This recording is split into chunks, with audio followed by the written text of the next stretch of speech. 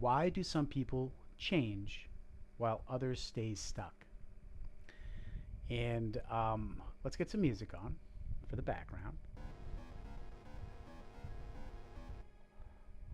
I don't remember putting up the voice. Oh yeah, I did. I did for I was reviewing the a video or two ago. Um, okay, let's think. Why do some people change while others stay stuck? Well, let's think about this from a couple different ways.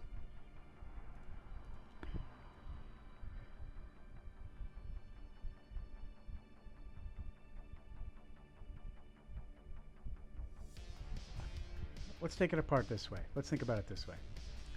Why would a person want to change in the first place? There's probably a couple different reasons for that. Maybe they acknowledge that their behaviors or their way of thinking, um, or the way that they talk, or the way that they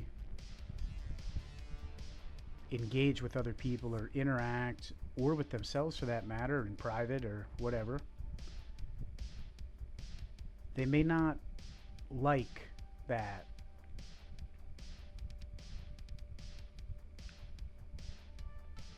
Maybe it's harmful to people that they love. Maybe it's not. Maybe they've observed some of their own behaviors or patterns, and they want to be a better person. And maybe they really care about somebody else and their behaviors are affecting them somehow. Okay, there's a lot of different ways that you might want to change. Maybe just for their own good. Maybe they want to change for a diet or something like that. I think there's so many different ways we can kind of look at change. Why do others get stuck? I think that's a really hard question to answer in a single go at it. But I think we can kind of attack this from multiple perspectives that I can think of off the top of my head. Why would a person get stuck? People get stuck with so many different things. I think the world challenges us in a lot of different ways. I think that it's so fragmented and there's so many different pieces for everybody that maybe people would get stuck trying to figure all that out. And maybe life's most of the time a lot simpler than that. And maybe we make it more complex than that. And there's no perfect system. I feel like every person's a little bit different. So how might a person get stuck? Well, a person might get stuck because they don't have the help they need. A person might get stuck because they don't have the right resource. Okay? And even with so many resources, it's possible that a person doesn't find the right resource for them. I mean, there's probably billions of books out there. And now with the digital age, there's probably a billion with an exponent on it. And, how do you get through all of that? There's just so much bulk stuff out there. And I feel like, there's so many different places where a person can get stuck. They can get stuck with the language. Maybe they don't even know how to ask the right questions.